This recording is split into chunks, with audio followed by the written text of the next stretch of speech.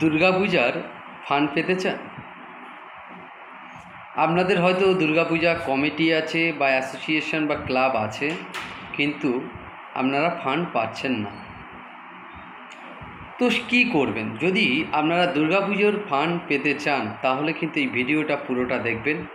এবং তার আগে বলবো, যদি ভিডিওটা ভালো লেগে থাকে তো অবশ্যই লাইক করুন, এবং আরও ভালো লেগে থাকলে অবশ্যই শেয়ার করে অন্যদেরকে জানার সুযোগ করে দেবেন। তো দুর্গাপূজা ফান্ড পাওয়ার জন্য কি করতে হবে আজকের আমাদের টপিক। জানেন, আমাদের গভর্নমেন্ট অফ ওয়েস্ট বেঙ্গল যে যারা দুর্গাপূজা করবে এবছরেও একটা ফান্ড অ্যালটমেন্ট করেছে 1,20,000 সামথিং। আগে আরও কম ছিল, সেটা বেড়ে এরকম একটা হয়েছে অ্যাপ্রক্সিমেটলি। তো সেই ফান্ডটা সমস্ত ক্লাব বা যারা দুর্গাপূজা করছে তারা সেই ফান্ডটা পাওয়ার জন্য এলিজিবল। তো অনেকেই করছে এবং অনেকেই এখনও কিভাবে পাবেন সেটা বুঝতে পারছে না। তো আমার এই ভিডিও থেকে তাদের কাছে সেটাও ক্লিয়ার হয়ে যাবে। আপনাদের যদি দুর্গাপুজো করার যদি কোনো পরিকল্পনা থেকে থাকে বা কোনো কমিটি থেকে থাকে বা আপনারা যদি করেও থাকেন, দেখা যাচ্ছে আপনারা রেজিস্টার্ড নন। তো সেই রেজিস্ট্রেশনটা কিভাবে করবেন? যদি আপনারা দুর্গাপুজো কমিটি বা দুর্গাপুজো করে থাকেন তাহলে একটা কমিটি করতে হবে। সেটা ক্লাব হতে পারে বা পূজা কমিটি হতে পারে। সেই কমিটিটাকে আপনাকে বা ক্লাবটাকে রেজিস্ট্রেশন করতে হবে।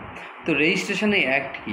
আমাদের ওয়েস্ট বেঙ্গলে আপনি এক সোসাইটিস অ্যাক্টে রেজিস্ট্রেশন করতে পারেন, তা না হলে ট্রাস্ট অ্যাক্টে রেজিস্ট্রেশন করতে পারেন। সোসাইটি অ্যাক্টে রেজিস্ট্রেশন করতে গেলে মিনিমাম 7 জন মেম্বার লাগবে, ওটা একটু টাইম টেকেন।